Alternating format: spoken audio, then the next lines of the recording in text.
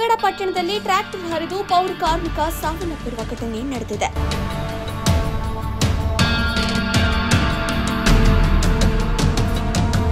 ಪಾವಗಡ ಪೊಲೀಸರು ಕಳ್ಳತನಗಳನ್ನು ನಿಯಂತ್ರಿಸಲು ಪಟ್ಟಣದ 4 ಭಾಗಗಳಲ್ಲಿ ಚೆಕ್ ಪೋಸ್ಟ್ಗಳನ್ನು ನಿರ್ಮಿಸುತ್ತಿದ್ದಾರೆ. ಪಟ್ಟಣದ ವಿವಿಧೆಡೆ ಇರುವಂತಹ ಬ್ಯಾರಿಕೇಡ್ಗಳನ್ನು ಖಾಸಗಿ ಟ್ರ್ಯಾಕ್ಟರ್ನಲ್ಲಿ ಸಾಗಿಸಲಾಗುತ್ತಿತ್ತು.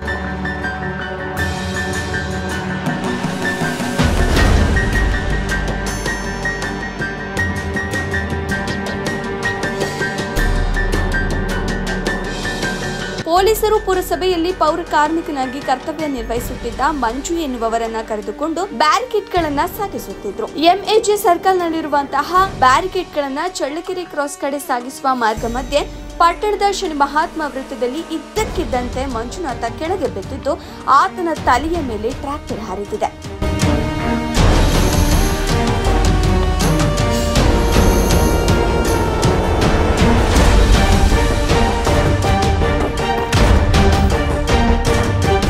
ಸ್ಥಳೀಯರ ನೆರವಿನಿಂದ ಆತನನ್ನು ಪಾವಗಡ ಸಾರ್ವಜನಿಕ ಆಸ್ಪತ್ರೆಗೆ ರವಾನಿಸಿ ಪ್ರಥಮ ಚಿಕಿತ್ಸೆ ನೀಡಿ ಹೆಚ್ಚಿನ ಚಿಕಿತ್ಸೆಗಾಗಿ ತುಮಕೂರು ಜಿಲ್ಲಾಸ್ಪತ್ರೆಗೆ ರವಾನಿಸಲಾಗಿದ್ದು, ಚಿಕಿತ್ಸೆ ಫಲಕಾರಿಯಾಗದೆ ಸಂಜೆ 5 ಗಂಟೆಯಲ್ಲಿ ಪುರಸಭೆಯ ಖಾಯಂ ನೌಕರ ಮಂಜುನಾಥ್ ಮೃತಪಟ್ಟಿದ್ದಾನೆ.